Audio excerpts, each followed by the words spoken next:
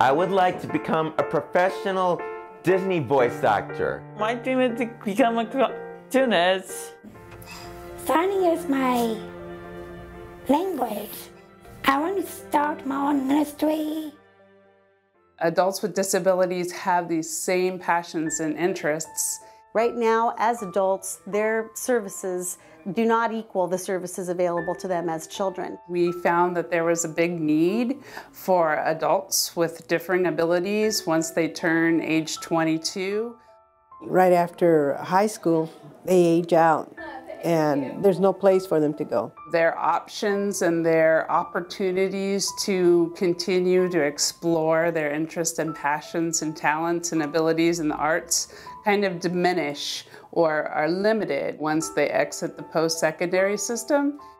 They also are in a special kind of a situation because even if they build a great core skill set and they want to take that out and use it, it's difficult for them financially. If you have SSI and you have a disability, you have to be very mindful of the income that comes in because there is a direct correlation between how much you can earn and how much SSI will cover. If they happen to land a paying gig, that's a whole another layer that they really have to address very tenuously and making sure that they are not going to lose their benefits. They do need a safe space, they need a validating space, they need a place that's structured to set them up for success.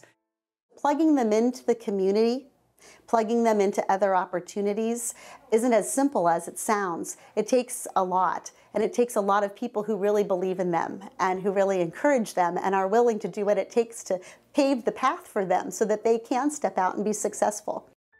I have a sister, her name happens to be Angel, and she's a year and a half younger than I, and she happens to have Down syndrome. But then when she did exit at age 21 in Indiana, her friends basically went off to college, and her support system was really just pulled right out from under her. She didn't have a lot of opportunities, and she sat around at home and got super depressed over the years post-secondary education in her early to mid-20s, to the point where she gained so much weight that she got congestive heart failure and almost died one night.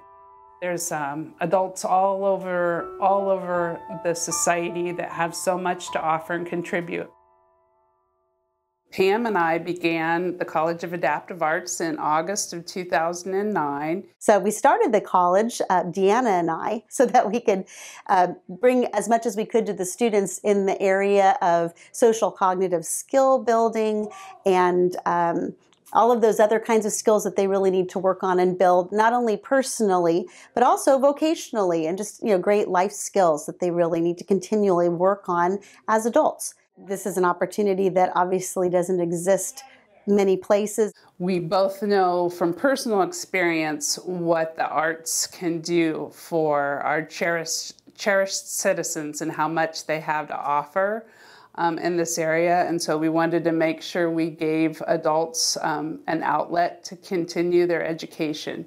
What we're about is a different kind of atmosphere where they come in and bring their strengths, they have amazing abilities, and they come in and we determine what their primary strengths are. So it might be dance or music or theater or filmmaking and all of these other wonderful things that they enjoy, language arts and speaking with confidence and going out into the community and self-advocating and speaking.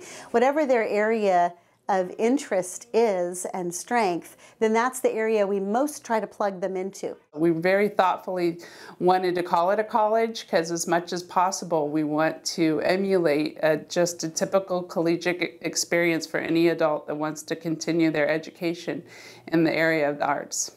My most favorite class of all is, I just love acting and singing. It's my passion. One of my favorite classes is one is ceramics. I've been taking healthy lifestyle choices, and I've been also taking other classes. We're building up a true collegiate atmosphere for the students, and we're establishing our own private accreditation system for the credits that we offer. So a big job for us is trying to found those as solidly as we can so that they can have a lot of pride in their graduation from the college, at which point they go to graduate studies.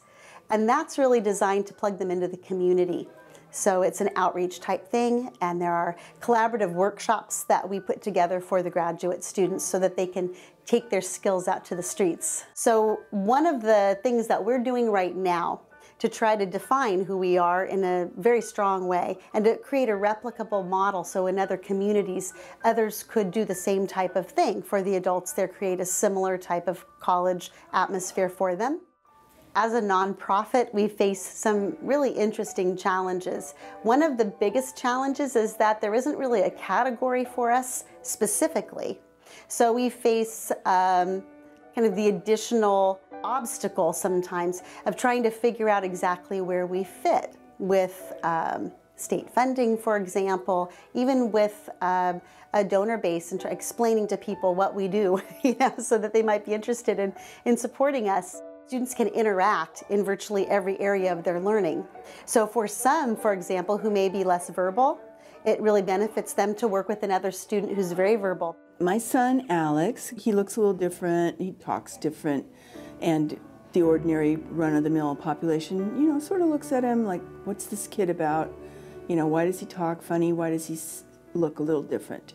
So this is a wonderful, safe place for him to come and have fun. College of Adaptive Arts and this whole organization and families become like their community.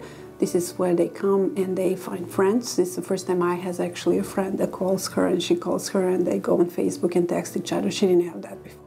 I had a rough time, but I'm not anymore because I'm a grown-up with these wonderful and great people that I really, really love.